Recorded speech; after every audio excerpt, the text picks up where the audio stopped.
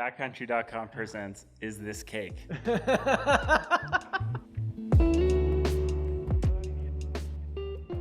Hello, everyone. What's going on? I'm Nils and this is the Backcountry Podcast, a show aimed at providing insight into the outdoor industry by interviewing people who operate within it. Today, I'm going to be talking with Justin Clark. I've known Justin for a long time, and watching his career arc has been nothing short of super inspirational. From starting out as a shop kid at Milo Sport in Salt Lake City to pursuing his degree in mechanical engineering at the University of Utah, then moving on to become the senior global design engineer of snowboards for K2. Justin's journey has been a result of lots of hard work and never-ending focus. Justin, what up, bro? How we doing? Good, Thanks man. for having me. Yeah, This is man. I'm exciting. psyched you're able to hop on.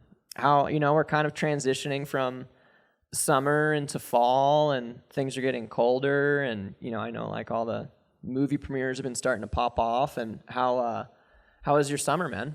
It was good.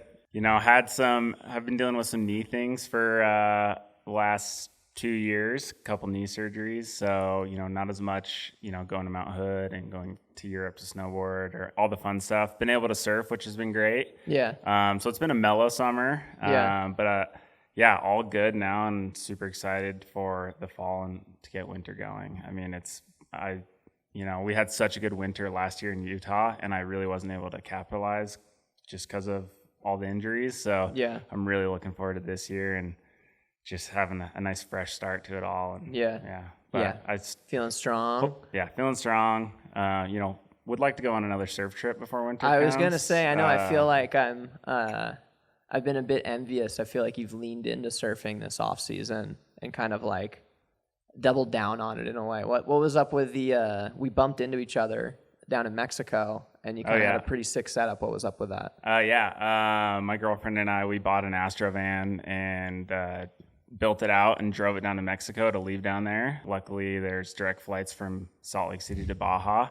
So you can sort of, if there's a nice swell over a weekend, you can kind of rip down there, go catch some waves and come back. It's a pretty insane setup to have for, trying to be a Utah surfer. It's pretty much the only way you can do it to get good waves. To go to the ocean. Yeah, to go to the ocean. There's no river waves here, and California's fun to surf, but it's always a little small in the summertime, and that's when I have the most free time to surf. So yeah, going down to Mexico a bunch is definitely really, really nice to be able to do that. How many trips did you do down there this year? 4 this summer, which is rad. Hopefully 1 or 2 more if I can catch some good south swell. But yeah, we had a sick time when we met up down there. Yeah. Waves were really good.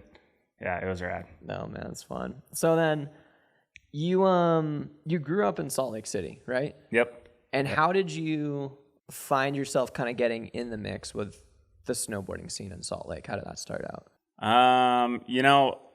It's interesting growing up in Salt Lake because, if you've been here, been around snowboarding events, you realize it's sort of the mecca of snowboarding. So many people move here specifically to snowboard. And I guess it's something I sort of just grew up within, like from the age of 12, I was at the skate park with people like Kale, Zima, and Sam Taxwood, and Ben Bilodeau, and all these guys. So it was just always, I guess, like around me. And then around 16, 17 years old, I really wanted to work at Milo Sport, the snowboard shop in Salt Lake. And that was sort of, I guess, like my foot in the door to like actually, the scene of snowboarding, like getting to meet more people. And then, you start going to premieres and events, and I guess it just sort of just grows from there. So that was, I guess, how I sort of broke into the scene. But it's interesting here because if you're kind of into skateboarding or snowboarding, you're sort of naturally just like a part of it, I guess, for the most part. Yeah, totally. No, I know it's funny to see because like, I moved here from Vermont, as you know, and I went to high school up in Park City. And even being in high school up in Park City, it was kind of like a bit more insulated from like a lot of things happening. And I was contest focused at the time, but then coming down to Salt Lake, I remember like meeting you and all the Milo Sport guys. Kind of just felt like this instant catapult into like the snowboarding industry in Salt Lake. And as you were saying, right, there's kind of a lot going on. So if you get you immerse yourself in it, and then all of a sudden you have like kind of the understanding and the connections, and you start to get that like ground level, perspective of like how the industry works. Do you feel like starting at that like entry level retail sets you up with like really good foundations to move forward? Oh yeah, I mean, without a doubt. Like I wouldn't be where I am today without Milo. Like having retail experience, so starting at the very bottom level, and then now where I'm at is product design and engineering, having that perspective from top to bottom. So, if I'm designing a product, I understand how someone has to sell it on the shop floor. Yeah. So that experience at Milo was so important to my future. And I learned so much about it. And Milo is really special because it's so connected with the community in Salt Lake. Mm-hmm. And it's just like, it hosts so many events and it brings so many people together. So it's really like, it's hard to get a job there, but if you get a job there, it just opens a million doors for you to do whatever you really want to do. It's almost like, I feel like there's a parallel to it with, there's like a lot of retailers, right? Like Backcountry, for example, you can kind of have that transitional experience of like starting lower down, and then you get a lay of the land, if you will. Yeah, or totally. like even like High Cascade, like the Mount Hood scene, especially for like if you're going into the filming, photography, or pro snowboarder route. Yeah. Seeing how many people have come through that pipeline, it's like an interesting indicator, because from the outside, that's 10 years ago. Yeah. Right? And I'm a pro snowboarder. You're, the global senior engineer superstar for K2. Like, but it's interesting to see that there's like there's always, and I bet a lot of industries are like this, but to see the like probability and correlation of like, oh, if you want to do something in snowboarding and work in snowboarding, like if you started at, that retail store, you probably have a pretty good chance of finding your path. Or if you went to like Hood for the summer and things clicked, like there's a good chance you'll find your path. And it's kind of, I don't know, it's like cool to think about, right? Because like when you're in it, you don't really realize. Yeah, for sure. It took me a few years to realize it. And I had like a really cool moment last year at an event up at Powder Mountain where, tons of brands come and showcase all the new products for the following season. It's called Interlude. And there was, I think, 12 Milo employees, like previous Milo employees over 3 generations there working for all of like the top brands. So it was just like that really cool moment of like exactly what you're saying, like put yourself into this position and like the chances of you flourishing and doing what you want to do are super high. Yeah. It's pretty amazing. Dude, that's cool. And then like, so you're a shop kid, you're probably trying to snowboard your heart out, you're skating, you're a big skater as well, and a surfer, and now a biker, and trying to do it all. Avid action sportsman. At like what point did you realize you wanted to design snowboards? Like, did that kind of happen overnight, or were you sort of like finding your way during this time period and fell into making that decision? Like what initiated that change? Because it led to like a really big commitment that we'll get into. I think through I guess like my whole childhood into my teens, whatever, I always really liked working with my hands, and I credit that to my parents, just always encouraging me to like try to build stuff. And so I think I knew I had a natural knack for working on things and just sort of understanding how stuff works, but school itself never really did it for me. Pretty much once I found skateboarding, it was like I could care less about school. I just want to skateboard. And I think I knew in the back of my head that I was smart, but it just wasn't, like high school itself wasn't motivating to me. And so, as I got into college and was working at Milo, my parents, they really encouraged me to like, hey, you should go to college, like just try and feel it out, figure it out. I kind of weaved through that path for quite a while, about 3 years at Salt Lake Community College, just having no clue what I wanted to do. Working at Milo at that time, but I always, when I was working at Milo, I was super into product. Like I always loved knowing every little detail about every product, how it worked, how it was, tried to figure out how it was designed, understanding all the little tech pieces I possibly could. And at that time, I was working with Brandon Hammond, who you know well. He's a former pro snowboarder for Arbor, worked at Milo forever, and he was going to school for mechanical engineering at the time. So we would, Cal, who owns Milo, probably doesn't want to hear this, but we would do 8-hour shifts on Sundays at the shop, and Brandon would pretty much do homework the entire day. And I would always sort of like, peek over his shoulder, like, what are you working on? Like, what's up with this? Kind of, and he would explain all the stuff he was doing, and it sort of, then it just kind of clicked, like, whoa, I think engineering's for me, And it's funny to like think back to like, high school, I was so unmotivated to go to school, and then here I'm now picking the hardest major that you can do at the University of Utah. Yeah, you right. know? Not being like the standout valedictorian, quote unquote nerd. Yeah. From high school. Exactly. The skateboard kid. Yeah, 100%. And kind of, like parallel pathing that, I was wanting to build snowboards, or like I was so into the product at the shop that I was like, oh man, I want to work with fiberglass and like try to build things, just because that's always been sort of like my nature. And I realized, I didn't have any money at that time at all. Like I was so broke. And I'm, I think probably 21 at this point, 21, 22. And so I decided like, well, I can't make snowboards, but, POW surfers were becoming a thing at that point. And I was like, well, maybe I can make POW surfers and start using these like initial concepts that I'm learning in school, in engineering school, to understand how fiberglass works and understand how to build stuff like that. So that was sort of like, I guess, the initial catalyst to like when the switch flipped for me to be like, I want to do engineering. Yeah. Yeah. And specifically, I want to make snowboards. Yeah. Yeah.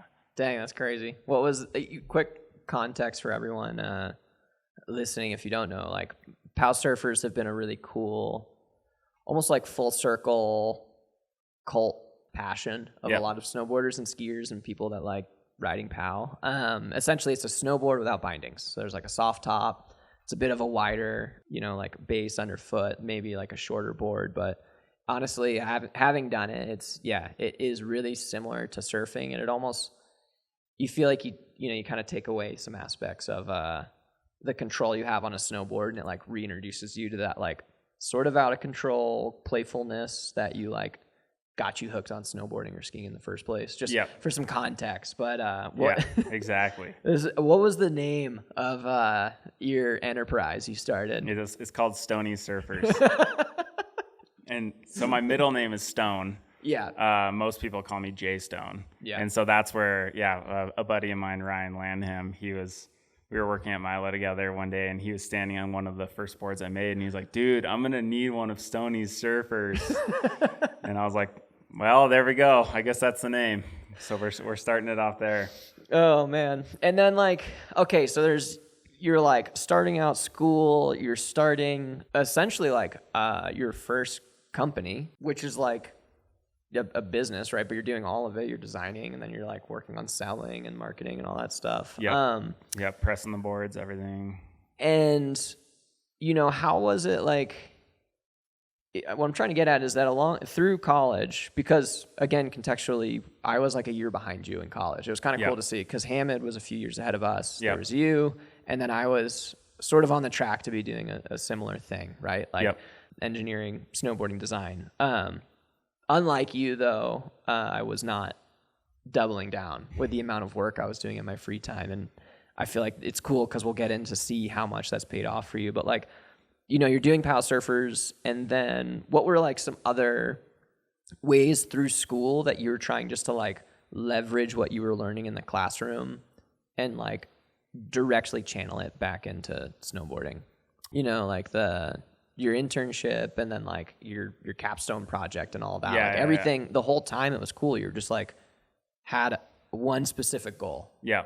Through the whole thing. Yeah. I guess and like, I'm going to interrupt you one more time, but like, dude, to be like in college as like a young adult and to know what it is that you want to do and get out of college. Like, I think that helped you so much, as opposed to just, yeah, you had those like float around years, but it was really cool to see, because you were just like focused on one specific thing, and that allowed you to really specialize on that one thing. Yeah, totally. I think and also one other part of that is, so during that time, so I was working at Milo, running this power surf company, making boards, and then I was also a sub rep for Solomon Snowboards. Yep.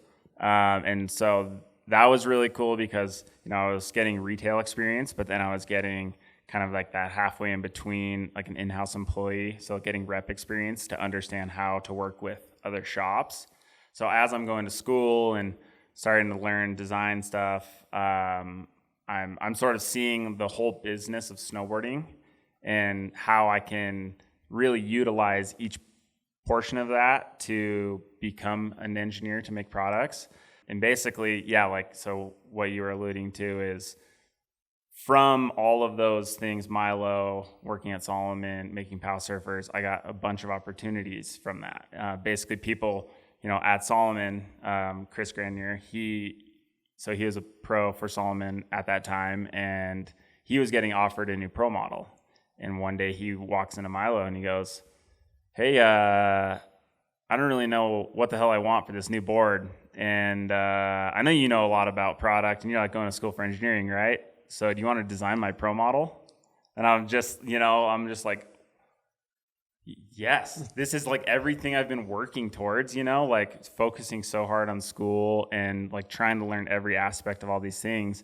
And so it was just like, are you serious? This is a dream come true opportunity. And I was like, dude, I have so many ideas. Like, let's get to work, And so I got to work with their head engineer, who you've worked with as well, designing boards. So that was really like that first foot in the door to, and I was starting to learn a bunch of CAD in school at that time.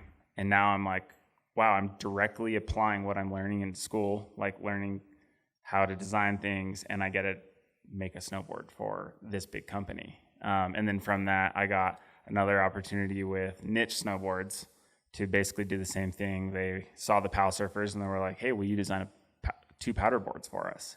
And it was just like, is this actually happening right now? Like, this is crazy. This is everything I've been working towards. So that was, like having that focus of like, this is what I want to do, and just sort of like trying to take any opportunity I can and work as hard as I can towards this end goal, which I never knew how it was going to shake out, like where I would end up or anything like that. But it was just like, yeah, I want to do this, so I'm going to work super hard. And yeah, that's sort of like how, I guess, everything parallel path to get those first little opportunities. Yeah, totally. And then, I mean, that, again, towards the end of school, you did, your like senior design project. Yeah. And so that was cool. And it was sort of like a kill 2 birds with 1 stone situation, because I was making power surfers still at the time. And when I got into making power surfers, I didn't have enough money to build a press, because presses are, like $6,000 or like $6,000 minimum for all the steel and everything like that. So I figured out how to build a vacuum bag, and I started vacuum bagging boards, which was really cool. And I was able to make really awesome stuff at that time.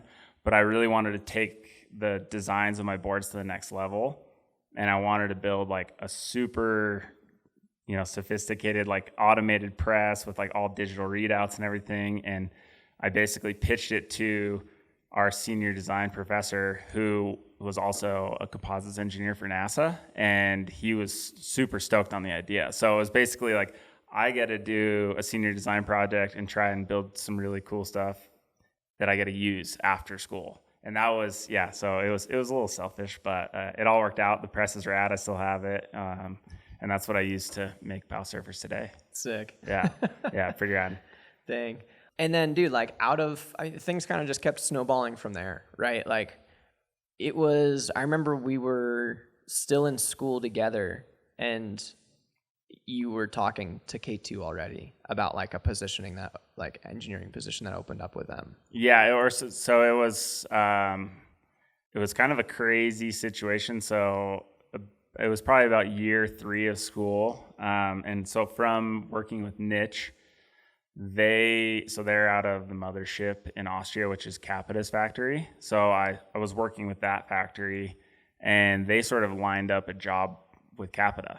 So that was sort of my plan, is I was going to, right out of school, I was going to move to Austria, start an engineering job with them, which was crazy, flipping your life upside down, moving to another country. Was definitely, cool opportunity, but super intimidating. And so, I went to an SIA. I met with the guys at Capita, and SIA is the big trade show.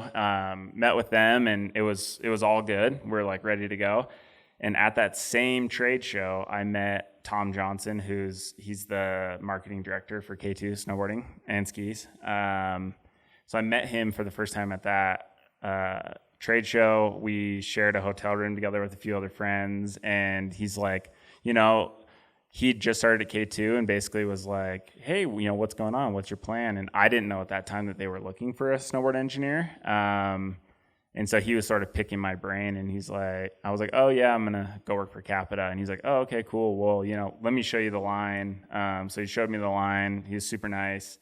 And that was that. I was like about to, cool. I was going to head out to Austria for the summer to kind of get things rolling. And then once I graduated, I was going to move back, there full time. And a few weeks before I'm about to move to Austria for the summer, everything falls out from under me. Basically, they couldn't get work visas in time. So a bunch of just like logistical stuff happened. And so it left me like, what the hell am I going to do now, And just funny enough, K2 replied to a story of mine on Instagram of me skating like middle of the summer, and it was Tom, and he's like, hey, why are you still in Salt Lake? And I told him what happened. And the next day I get an email offering me their head engineer position. And it was just like, what? Like, are you serious? And Tom like fully vouched for me. And it was just like, this is the guy. Like, and it was just like I went from almost moving to Europe to then like, and that was like a low level engineer position there, to then like the engineer for all snowboards for K2, like the next week, So it was just like I couldn't have. The dichotomy between those two like options, couldn't be more like clear. And I'm so happy with how it all worked out. Like it's like a dream come true to like have ended up where I am now, at K2. So pretty crazy. Yeah. So it was like a full whirlwind, but part of it was, when I interviewed, like they were like, oh, you're not done with school. And I'm like, I remember that. Yeah. Yeah. The thing about that. So they're like, okay, well, we want to make this work. So how about you move to Seattle for the summer, move back to Salt Lake, finish school, and then once you're done, move back up to Seattle and we'll get going like full on. And I was like, done deal. Sounds good. And so like probably 2 weeks later, I moved to Seattle and slept on my friend Max's couch for 3 months. Shout out to Max Tokunaga for letting me stay there. I just slept on the couch and just grinded. It was like 60 hours a week working. I was like trying to absorb as much info as I could and just, get my feet wet and really get a handle on just such a complex thing that is building and designing snowboards. How was that transition? Because I feel like, and this will kind of turn into a 2-part question, but like the first part was when you started working for K2, you're still in school. I remember that you were showing up to the computer lab, like trying to finish off, like you were in like heat transfer or something like that. Like, and then you're working on your capstone project and like dealing with the logistics of getting a 1,000-pound press into the school for a presentation and all this. And like, but then you also had this huge like tank of the Dell, Dell laptop that you're like trying to like email. The cockroach thing just wouldn't die. Survive a nuke. Yeah, you're like, there's a photo of you. We'll have to pull it up, but you had 3 computers laid out in like a dark computer lab of like senior project on your personal computer, homework on like the computer lab one, and then like your work computer on the side. And I was like, how many plates can you be spinning, you man? Dude, Yeah, that time was, I mean, well worth it. Like I like to work hard, but I mean, you know how hard engineering school was just as it is. And then adding 3 jobs on top of it was just like so crazy. Yeah. And yeah, I mean, a lot of like till midnight in the computer lab, wake up at 6 a.m., do it all over again every single day, 7 days a week. Like it was gnarly. Yeah. I remember some days you had a truck camper, right? And weren't you like sleeping in your truck camper so you didn't have to drive like 30 minutes home? Yeah, exactly. Yep. So I just, had like just in the parking lot, hop into the back of the truck, go to bed, wake up 6 a.m. You're at school. Perfect. Just go right back to the computer lab. But yeah, that was a savage time period. Yeah. So then what was it like starting out at K2? How much of a foundation did you feel like you had, and how clueless, if you had to maybe divide it up, of 100% of knowledge, what percentage did you feel like, oh, I've done this, I know this, and then what percentage of your job requirement were you like, oh God? Oh man, that's a good question. I would say probably 20% of like, okay, I've done this before. And then the rest was just like, and I guess I was familiar with overall like manufacturing processes from school, and then as well just doing stuff on my own. But really like getting into the nitty gritty was such an eye opener of like, wow, there's so much to learn, and like, because my job isn't only designing the product, it's, manufacturing and process engineering and quality control. So there's all those things that you have to learn, and it's specialized, right? So it's just, you have to do it to learn. Like there's no amount of school that will prepare you for a specific job. And I mean, that's why we like, mechanical engineers, we do so much. It's like the Swiss Army knife of engineering. Like you're not specialty in one thing, but you learn a lot so you can apply those topics and knowledge to whatever you end up getting into. So yeah, it was a big learning curve for sure. But I was like, and that was why I would work basically my first year, I pretty much worked 60 hours a week. Like, remember that. And I was just like, I need to, and I, like I've always felt like if I'm going to do something, I want to go 100% on it. And that was how it was going to be. I wasn't going to just sort of go through the motions and be like, whatever, I'll figure out that problem next week. It was like, no, I want to get as proficient as possible, as quickly as possible, so I can really start having a lot of fun with this and, make my visions come to life.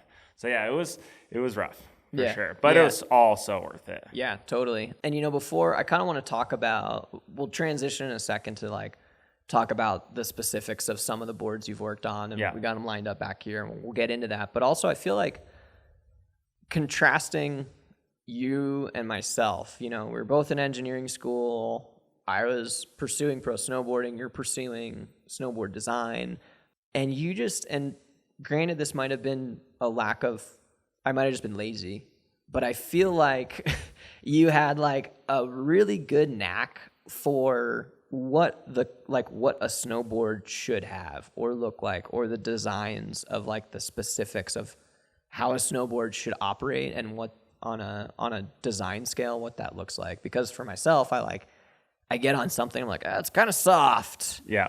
Okay, let's get into it. Let's huck a back seven right now. Yeah. I think that's like, that's. But you really know. Like you could even, I remember you were seeing a board that I worked on Solomon with, and you were like, saw a video of me riding in the park, and you're like, oh yeah, is it kind of like hard staying like solid off the lip or something? The side cut looks like it's not long enough for jumps. And I was like, he's right. Yeah. Damn it. Yeah. Well, and that's the funny thing is, did that come naturally?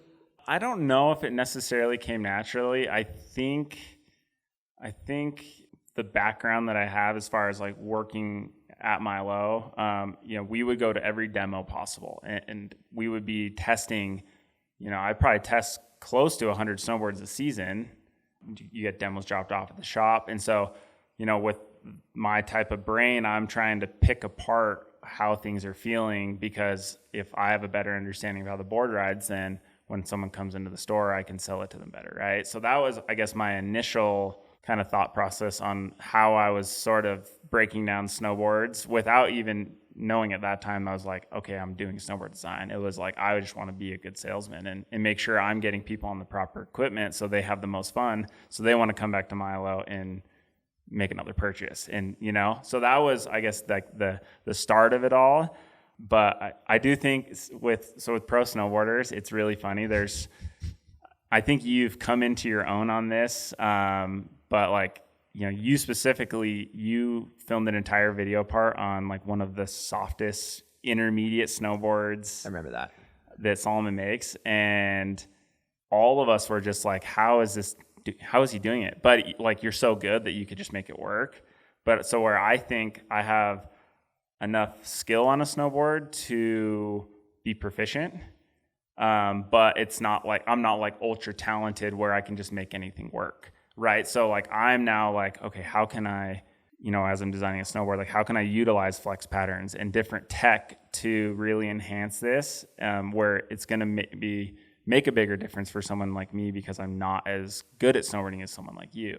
So that's sort of, I guess, how like the background started of, really getting into the nitty gritty of design. And then once I actually was able to see everything come to life at K2 and, dive into what's under the top sheet, then it really started like coming to life from there. Yeah, totally. And let's get into that.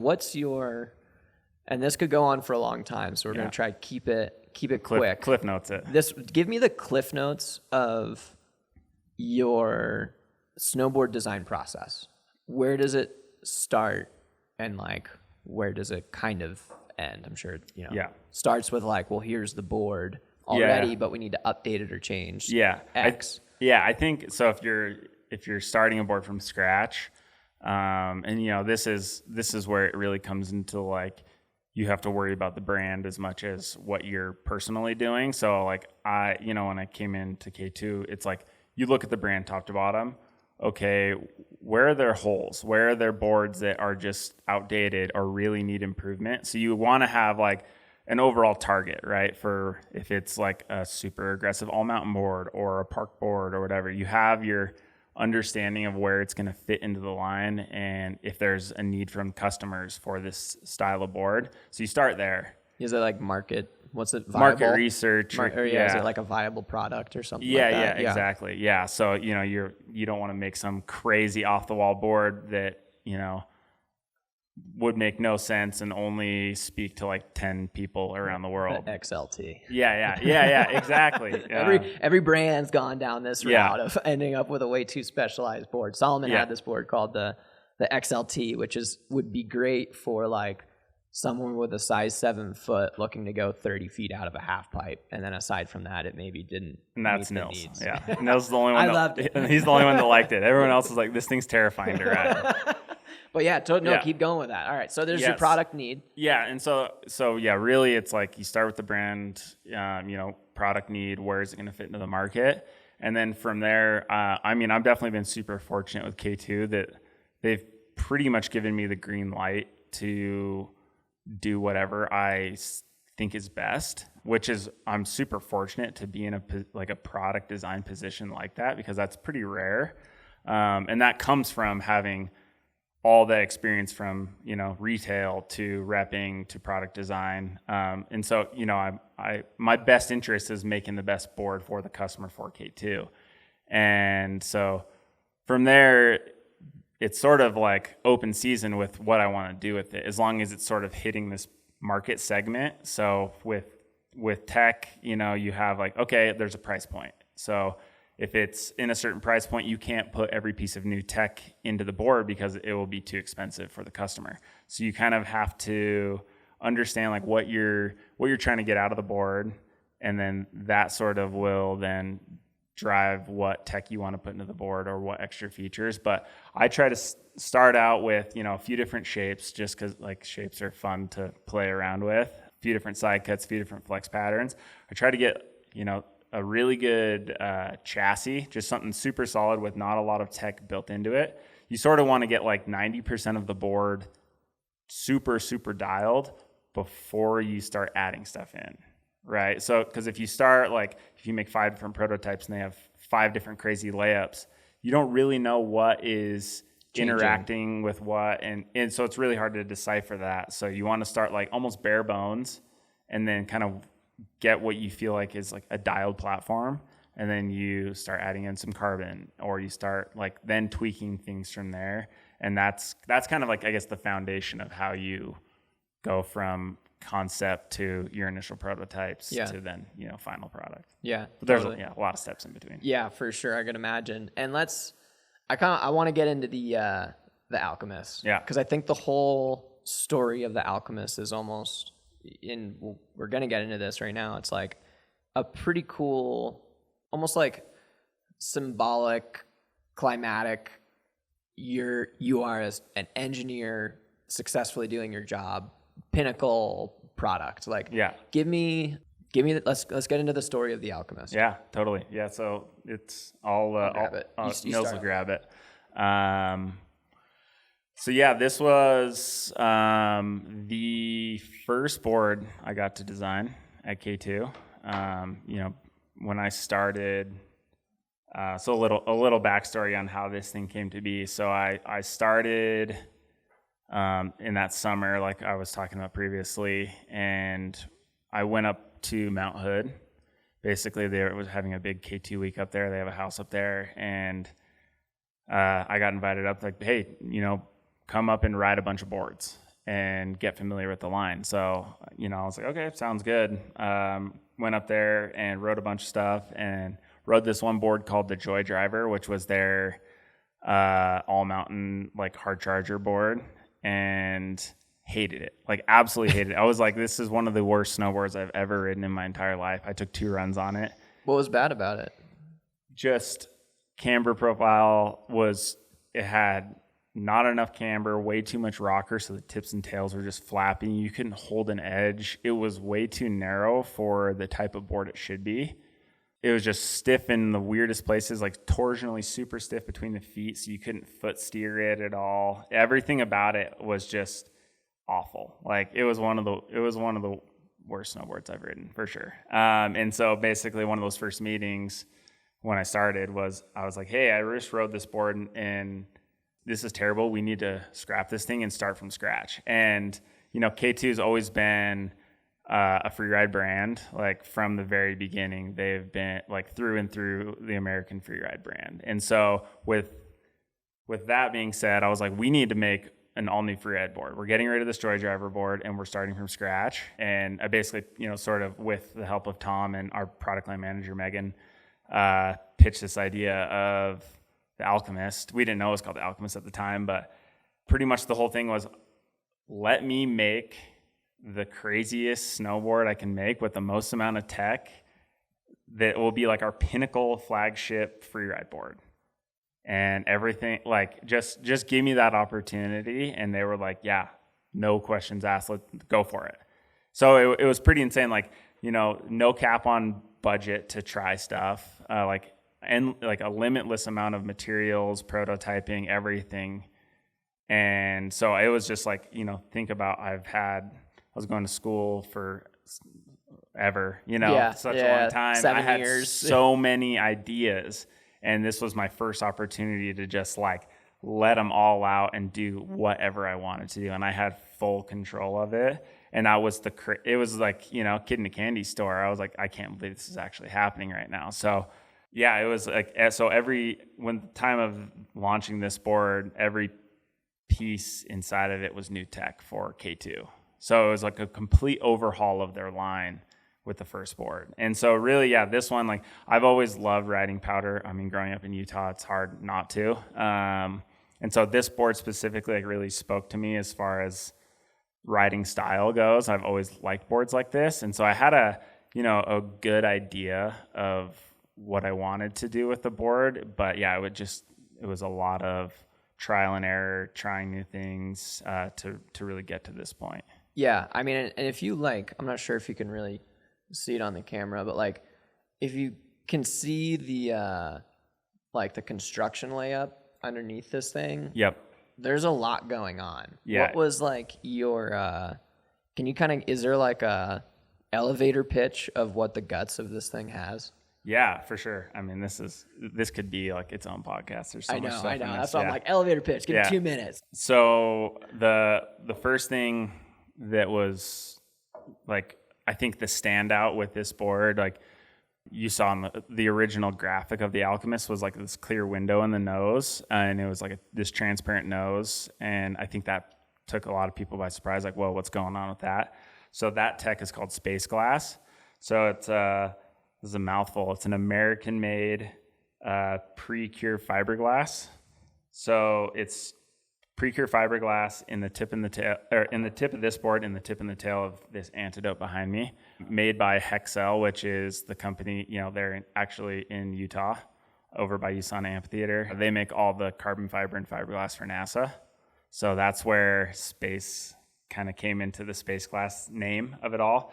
But that's a really, really cool, unique material because it's really low swing weight. So it's super lightweight for its strength. And then it reduces a lot of chatter. So normally when you're riding on hard pack, all the chatter is going to start on the nose of the board and then resonate through your edges. Yeah. So if you can stop the chatter in the nose of the board, you're going to prevent it from going through. Transmitting through the rest of the board. Yeah. Yeah. And so you're going to hold a better edge. So that was I think like the first piece of tech that was pretty like revolutionary for this board. The core design of this is really unique. The core underneath the bindings is actually angled out towards the edges at 30 degrees. So if you think like, wood is strongest in the direction of the grain. Yeah. So by having the wood go from edge to edge underfoot, it's like night and day more responsive edge to edge. It's crazy. Like if you have this core in your hand and you try to flex it where the binding is, it's so stiff. And that really makes this thing super lively edge to edge. Like, any little bit of pressure you put into the edge and it just goes. Responsive. It's really cool. And then a big one on this is, so this is a patented technology that we have. It's called spectral braid. And you can sort of, if you can see it through the top sheet, it's this fiber that's basically weaving from top to bottom through the board. And so this is really unique because this is the only fiber system out there in snowboards that you can tweak the tip to tail flex and torsional flex of the board independent from each other. So you either have, triax glass or biax glass in a board, but this, you can see it changes angles throughout the board. So if you have, more of a plus minus 45, so like an X pattern in the tip and the tail, that's going to make it more torsionally stiff. So whatever direction the fiber is going, the stiffness is in that direction. Yeah, I see. And so you can see that it changes angles in the center of the board, and that makes it torsionally soft between the feet. Which is nice for like kind of having your, like foot turning and like center board responsiveness. Exactly, yeah. So you can sort of like gas pedal the board. Yeah. But since the fibers are going more tip to tail between the feet, instead of in that X pattern, you still keep the stiffness of the board so it doesn't become a noodle between the feet, but it's torsionally soft. So it's pretty incredible. And how they make this stuff, it looks like you're 3D printing fiber. Wild. It's pretty insane. So it's a really unique process that cool. Definitely makes this board shine. And then how was this is your first project with K2? Yep. How was the response? What did people like it? I mean, to my surprise, it was, I guess, I had at the time Pat Moore was riding for K2 and then Sage had just gotten on. And so those guys were riding it and they were like, dude, this thing's awesome. But you never totally know. I mean, for me, I was like, I don't know. It's my first real project. I don't know how people are going to react to it in the market. Maybe they'll like it. Maybe they won't. And it turned out to be like a huge hit. Its first year, won a bunch of Board of the Year awards in the first year, which was like. Do you know how many? It was definitely 2. Yeah. One from a U.S. magazine and one from a European magazine. So that was just like mind blowing. It was like it's like winning a Grammy. You're like, dude, this is what I have set out to do. Like since I started down this path, I've always, I would see like the Goodwood Award stickers and be like, if I could ever make a board that could win an award like that. That's the dream. And to get it on your first one, that's crazy. Yeah, and it was just like, whoa, maybe I do know what I'm talking about. You know, it was like I was so into it, and like I love doing this, but it was, you know, I had no real like proof that I could do something from start to finish. And so yeah, it was I mean, dream come true moment. Yeah. 100%. Yeah, it was. We were all so proud seeing Yeah, it was crazy. Whole snowboard community. I was like, he's doing it. Oh yeah, I could not believe it. It was unreal. Yeah, it was so cool. And who before we transition out, like, who is the Alchemist for?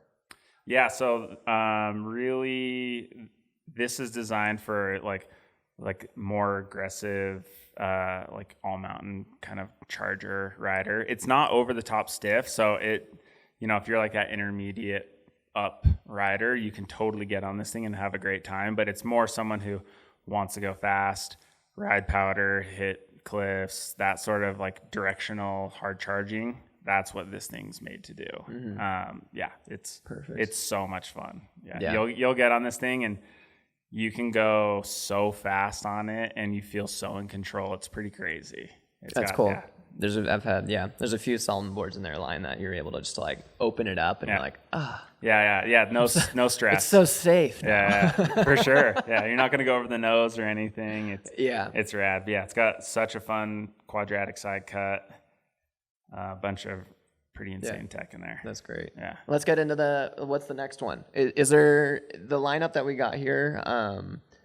Is this sort of like the lineage of the boards you've worked on and been most involved with, or are they kind of just like some of your favorite standouts? The Antidote and the Passport. So these are some of my favorites. Yeah. So at this point, these are part of our landscape collection, which is a whole collection of free-ride snowboards. So really the goal with the landscape collection is we want to have a board for absolutely everybody in the line. So if you're a free rider, there should be a board within this line that works for you. So, and these ones are, have some great stories to them, how they came to fruition. And then definitely some of my personal favorites. So we can get into, the Antidote, which would be the next one. Let's do it. This was an evolution of the Alchemist.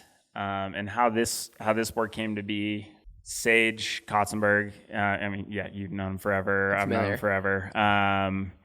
You know, since I started down this path, we had always kind of talked like, oh, it'd be sick if we could work together someday, like, you know, work on the same brand, whatever. And he had some stuff happen where he was going to start a company and it fell through.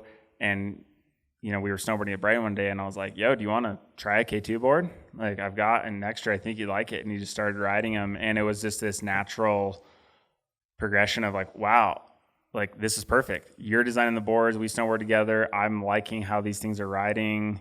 Like, let's just do this. Like at that point, he's just like, I just want to be a part of something and work on product. And he's like super detail oriented with product, obviously insane at snowboarding. So his feedback is, and he's one of those who like gives really, really, really dialed feedback. He notices every tiny little minutia detail, and it's incredible to work with him on that. So from the Alchemist, once he got on board, we wanted to design more of like an all mountain freestyle version of that board. Yeah. So like Alchemist to Antidote, what were kind of the like keep this, change that items? So the tech in this board, a lot of the tech we kept. So the space glass and the tip and the tail. And then we have this Recess 3D, which it's a little hard to see. Maybe you can get like a little bit of a shimmer in the camera. But these are CNC milled pockets out of the wood core. So it's like when you take a piece of paper and fold a crease in it, it creates structure in the piece of paper, so it's not floppy anymore. So you're basically creating structure into the fiberglass. So you're increasing the stiffness, but reducing the weight. And the Alchemist has that as well. So with Sage, it was like, okay, we want to make this all-mountain freestyle weapon, super lightweight, lively, has a lot of really cool features. And those were the initial two things that we started with. And then from there, it was, you know, that's a very directional core profile. And we wanted a little bit more of a twin core profile and then a little bit more of a twin side cut and flex pattern to it. So with this, it was the first, natural selection it had happened 1 year. And then he was doing the Jackson stop, which we were talking about before we started airing. And it was like, hey, I want the perfect board for the Jackson course at natural selection. That's a specific need. So that was a need. So it was really cool. Like, okay. So I started looking at that terrain and like, okay, what do you need out of a board for that terrain? You need something has a lot of pop because, there's a lot of really big jumps. You need something super nimble, can ride powder, can turn on a dime. Like there's all these criteria that we had, and it's like, okay, let's get to work. Let's start trying to figure out the design that is going to be best for that. And so there's tons of tech that goes into this thing. One cool feature is we added, it's called 3D base contour. So past the contact point and the tip and the tail, it's lifted ever so slightly, which isn't revolutionary. Like there's other companies that do this, but I think how it's done in this board is super unique to itself, where it starts after your effective edge. So on hardpack, you get 100% effective edge. But in powder, the board rides like a tapered board because that spoon in the tail basically allows it to turn a little bit more nimble. So you can flip it over and like you can sort of see kind of on the base right there. So it was really like, okay, how can we make this thing really nimble, like turn like a tapered board, but you can still land switch on it because you'll have your full width tail. And so started adding in these features to try and like figure this out and like make the board that he really wanted to ride. And we rode the first prototypes and we were like, whoa, we are onto something. Sick. Like this is crazy. This feels like no other board we've ridden. And then so got the board finished and he ended up winning the Jackson stop of natural selection on the board. Yeah. So it was kind of a good feedback. obviously the guy strapped into it is, capable, pretty good. But it was just really cool to like be the guy that got him there. I mean, I like to, like, I was a stepping stone, but really it's like, for me, like, especially when I'm working with team riders, I want to make snowboards for people to be confident on, so you don't have to think about your equipment, right? Because like, you've ridden boards where you're like, all right, I'm hitting a really big jump. This thing's crazy soft, so I can't land backseat or it's just going to loop out. Like having that on top of having to do a back 10 or something, like that's the last thing you want to think about. So I think that was really cool to where it just gave him full confidence to be like, I know the board's going to do its thing. I just got to do my thing. And so it was a really cool, like, proof in the pudding, like, oh yeah, we did it. That's sick. Yeah. And then the Passport, what's up with that thing? Yeah. It's another board in this line. Yeah. So this was sort of a little bit of a selfish project. This board, it was initially not even supposed to be a thing in the line. But so I've grown up riding Brighton since I think I started skiing there when I was 2 years old. So a really long time. And the Millie side of the mountain is, it's like, it's just a freestyle powder, like playground. It's everything you could ever want, for either riding perfect groomers in the morning or going to hit cliffs, side hits, whatever. It's got it all. It's like a snowboarder's dream. Yeah, it's the best. So I, low-key wanted to basically make a perfect Millie board, and that was, so it was sort of just like this behind-the-scenes thing that, and this was like during COVID when I was designing this board. So there was a lot of like uncertainty with as far as like how snowboarding as a whole was going to react. Shake out. Yeah. And so it was like, okay, well, we can't have too many projects because we don't want to spend a ton of money on building molds and all this stuff. And turns out snowboarding ended up booming, so it was all good. But yeah, this was really like, how can I make the perfect Millie board? Like something that has a super fun side cut, enough taper to ride powder and have a lot of fun. It has a really balanced outline, so it's a little bit more nose and tail, like an inch and a half more nose than tail. So you can still ride switch totally fine, land switch, has plenty of kick tail. But really the goal, like if you ride Millie, you can you're going to ride everything. And that's what I wanted to do with this board, is just make the most versatile board I possibly could with a little bit of that freestyle mindset to it. Cool. Yeah. So this is definitely, I would say I ride this board and the Alchemist the most. Yeah.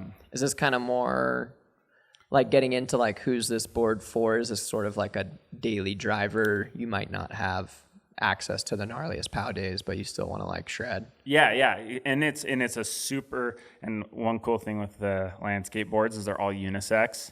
So they go down to like low 140s all the way up to, mid 160s. Yeah. So this board specifically is super approachable for a really wide range of riders, like from, like upper beginner all the way through expert riders. Like everybody can get on this thing and have a really good time. And it's obviously like if you're an expert rider and you want something a little bit more playful, this is a great board for you. But if you want something a little bit more aggressive, you might want to look at these other boards behind us. So the person at the shop still has to do their job and steer people in the right direction. But yeah, it's like a really solid intermediate advanced rider type board that can just do everything. So if you're like, oh, I want to ride some trees, powder, maybe go in the park a little bit, probably not spending much time in there, but just exploring the whole mountain, that's exactly what this board's made to do. Cool. It's like the feedback on this one specifically, because it's geared towards such a wide range of riders. It's been amazing how many people have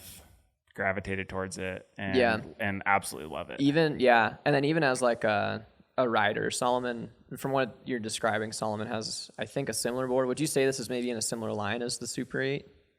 It's like concept of its like need or use. It's a little application. Yeah, it's a little narrower and a little less directional, but similar type of rider for sure. Yeah, and like that board has been my go-to recommended board, and it's also just my go-to daily driver. Yeah. Where I'm like, not every day is a POW day. Yeah, most days aren't POW days, and not every day is like a go after in the park. A lot of days are just like, I'm gonna cruise around. Maybe there's a little POW. Yeah. Most likely, I'm gonna be like hot lapping and like doing side hits and do some laps through the park. What's kind of this like, what board is just good at getting down the mountain? And exactly. I feel like that's such a cool thing to sort of,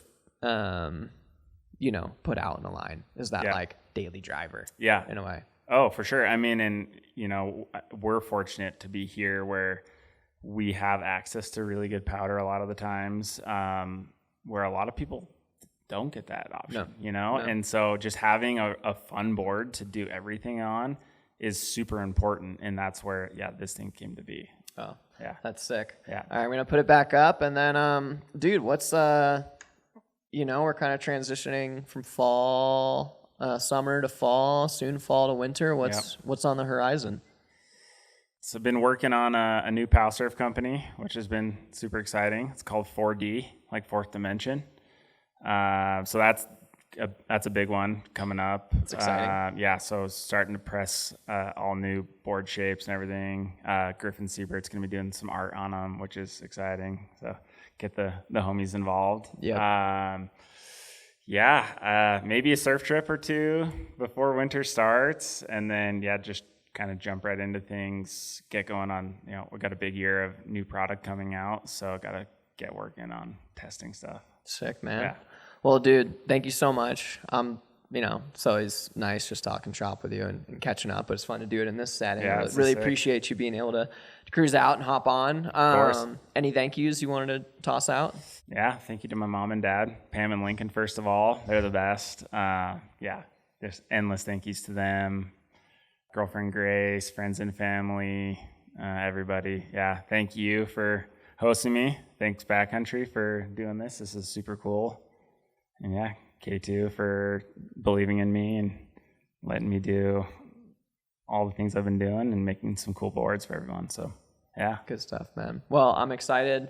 It's been cool to see everything you've done. And, I feel like you're kind of just at the tip of the iceberg. So it'll be cool to watch the story continue and see everything you continue to do. I'm really excited, and I bet K2 and snowboarding is very grateful to have someone as passionate as you behind the wheel. Yeah, no problem. On some boards. Yeah, happy to do it. And thank you to everyone that tuned in. Hopefully you enjoyed the show. If you did, make sure to like, comment, and subscribe. If you have any questions, hit up your local gearhead or reach out in the comments below. And in the meantime, from the crew at Backcountry, We'll see you out there.